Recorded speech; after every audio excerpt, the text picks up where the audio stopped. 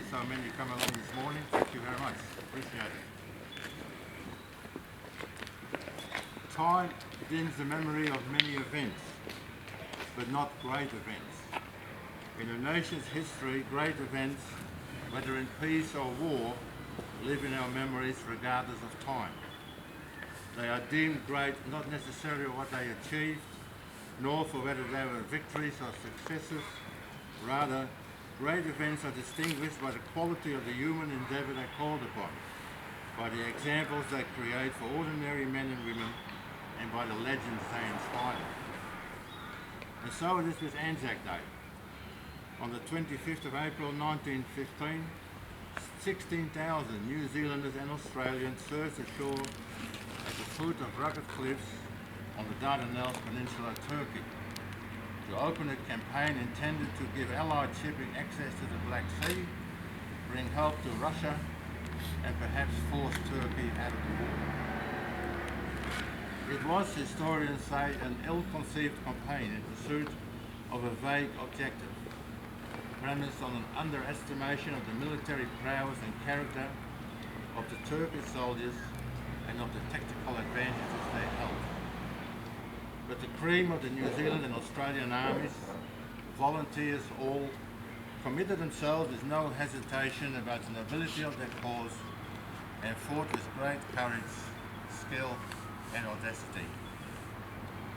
In the 8 months that followed their first landing, some 50,000 ANZACs were committed to the battlefront, alongside substantially more British, French and Indian comrades. When the last of them was withdrawn as winter set in, about 11,000 New Zealanders and Australians lay dead, and with them many more Allied and Turkish soldiers. While the ANZAC's withdrawal from Gallipoli was brilliantly planned and executed, the campaign cannot be described as anything but a defeat. However, the achievement of the ANZACs can be measured in other than strategy, tactics and battle. The true achievement were in the courage, determination, mateship and sacrifice. These were achievements that set standards that inspired their countrymen for generations to follow. The legends they established gave fresh voice to new feelings of national pride in both young nations, and the news of their suffering on reaching the homes of anxiously awaiting families brought people together in ways they had not known before. For New Zealanders and Australians, ANZAC is our own day.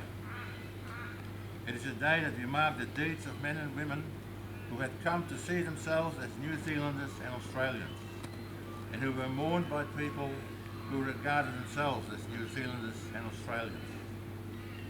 The names on public memorials existing in virtually all our towns and cities are important and regular reminders of the losses our nations felt in those darker days. The ANZACs indeed command and deserve the respect and the remembrance of present and future generations of all New Zealanders and Australians, regardless of race, colour or creed.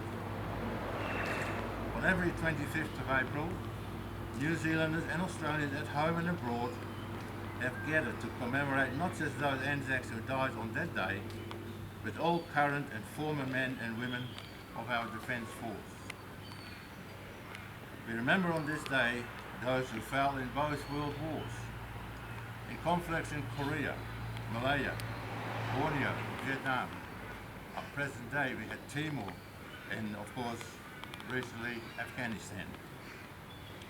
Duty, patriotism, individual sacrifice and the affirmation of the New Zealanders and Australian relationship are the enduring legacies of Gallipoli and all subsequent conflicts involving our two nations.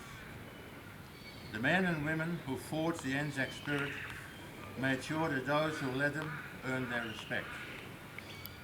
They all understood the values of independence, freedom and fairness, and above all, possessed the willingness to defend these things if need be, because freedom only survives as long as people are willing to defend it. That is the spirit ANZAC handed down to us. If we lose that ANZAC spirit, we lose all. So here we stand today, along with thousands of others, to honour great men and women and a great tradition. We gather as we always gather, not to glorify war, but to remind ourselves that we value who we are and the freedoms we possess, and to acknowledge the courage and sacrifice of those who contributed so much in shaping the identity of this proud nation and those that continue to serve. Thank you. I'd like to place our flowers now. Thank you.